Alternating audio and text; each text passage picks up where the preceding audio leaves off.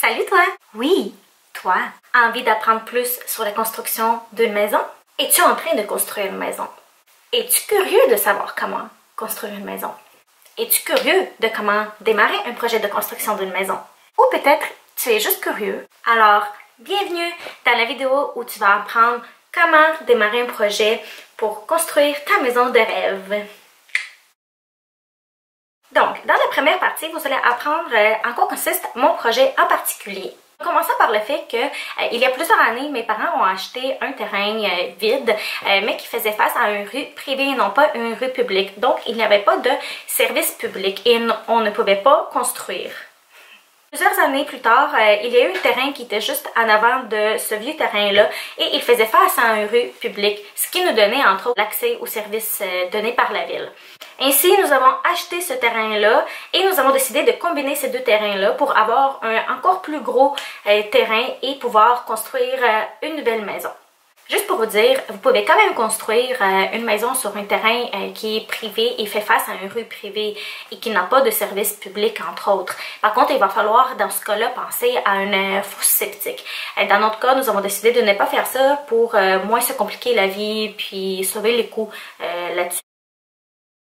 Dans la prochaine partie, dans celle-là, dans le fond, je vais vous parler plus sur les débuts de démarche qu'il faut commencer pour voir si le projet peut entamer, si on est admissible à avoir un prêt hypothécaire ou pas et qu'est-ce qu'il faut faire lorsqu'il y a deux terrains et il faut les combiner. Donc la première chose dans tout cela, c'est de prendre un rendez-vous avec votre banque et l'agent hypothécaire pour voir si vous êtes préadmissible à combien d'argent et quel serait votre budget futur pour construire la future maison que vous désirez.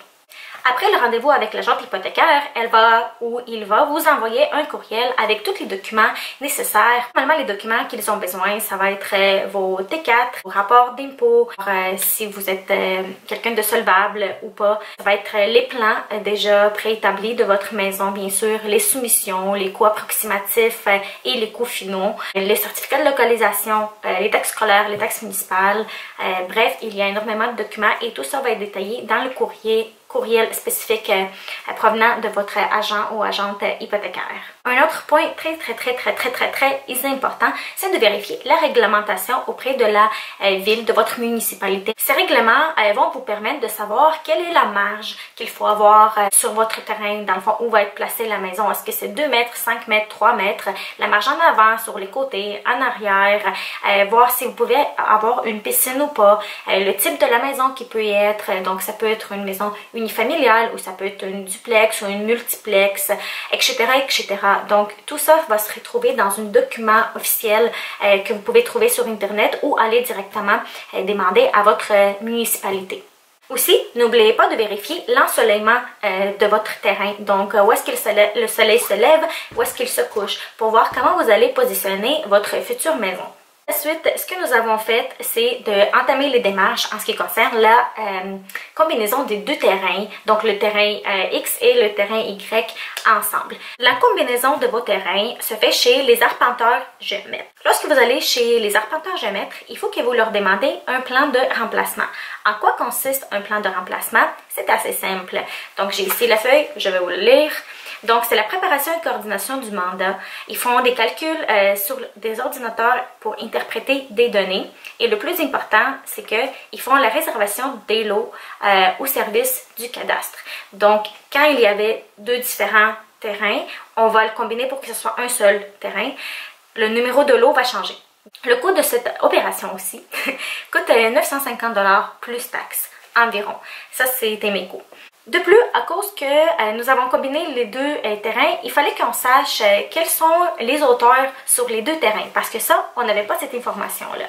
Et encore une fois, vous allez chez les arpenteurs géomètres pour demander un plan de niveau, ou ils appellent ça aussi un plan de topographie.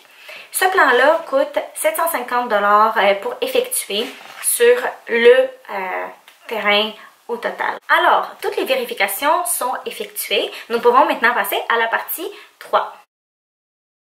Dans la partie 3, en fait, ce qui est le plus important maintenant, c'est de trouver votre maison de rêve.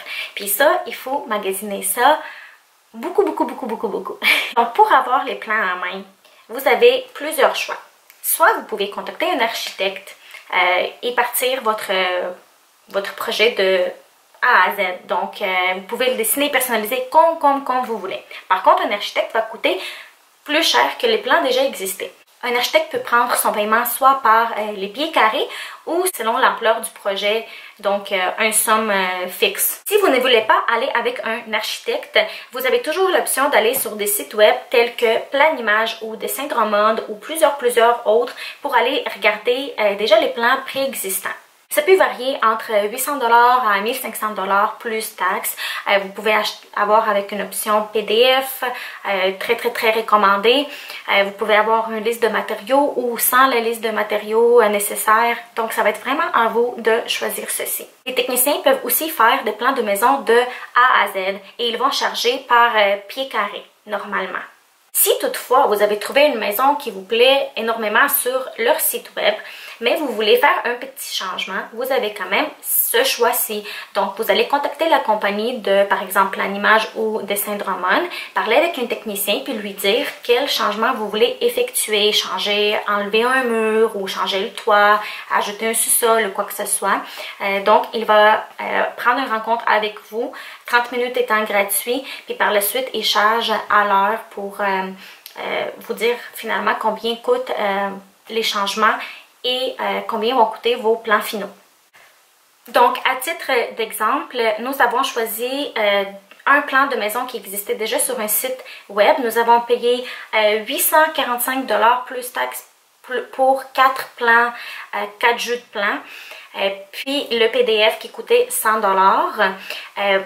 Par contre, nous avons aussi choisi de modifier quelque chose dans la maison qui existait déjà sur le site. Donc, nous avons engagé les techniciens et au total, ça nous a coûté 1633 $ plus taxes applicables. Lorsque vous cherchez votre maison, en fait, mon seul conseil serait de faire très attention. Si vous choisissez un architecte, il faut vraiment faire bien vos recherches puis voir quel est le style de l'architecte, comment est-ce qu'il travaille ou pas, pour ne pas par la suite regretter votre choix. De plus, lorsque vous avez choisi votre maison sur un site internet, assurez-vous d'être certain que vous l'aimez. Pour s'assurer de ça, regardez-la chaque jour pendant une semaine de temps. Puis si vous vous tannez jamais de la maison, ben c'est un bon signe. Dans cette partie, nous allons parler un petit peu plus sur les soumissions parce que nous avons déjà nos plans, n'est-ce pas? Et puis, soumissions d'entrepreneurs, entre autres, et de démolition parce que dans mon cas, j'avais déjà une maison qui existait sur le terrain. Alors, moi, je ne connaissais absolument rien ce qui concerne la construction. Donc, je ne savais pas qu'il existe des différents types d'entrepreneurs. Et oui, il y a des différents types d'entrepreneurs. Donc, ce que j'ai commencé à faire, c'est de faire des soumissions par-ci par-là pour les compagnies qui me semblaient très belles. Mettons, leur marketing était bon, puis il y avait des bons avis sur Google. Donc, je fais mes soumissions parce que j'avais déjà les plans. Je leur envoyais le plan pour savoir combien ça va coûter ce projet-là. J'en ai envoyé une dizaine, je dirais, mais j'ai pas reçu la réponse de tout le monde. Ce que j'ai reçu, c'était une maison qui est construite dans une usine. Donc, je pense que c'est comme Maison Bonneville, mais c'était pas Maison Bonneville. J'ai eu la chance de visiter l'usine puis savoir comment ça fonctionne. J'ai rencontré le gestionnaire de projet, il m'a estimé un peu mon projet de maison, puis je trouvais que ça coûtait cher. Donc, je ne l'ai pas choisi personnellement. Par la suite, il y a des entrepreneurs généraux ou les entrepreneurs spécialisés. Lorsque vous faites affaire avec des entrepreneurs spécialisés, en fait, c'est vous qui êtes le gestionnaire de projet et vous allez engager des différents entrepreneurs, par exemple des électriciens, des plombiers, bref, selon toutes les étapes de la construction. Il faut s'y connaître quand même bien pour pouvoir gérer tout ce projet-là. Puis, il faut avoir aussi beaucoup de temps pour cela.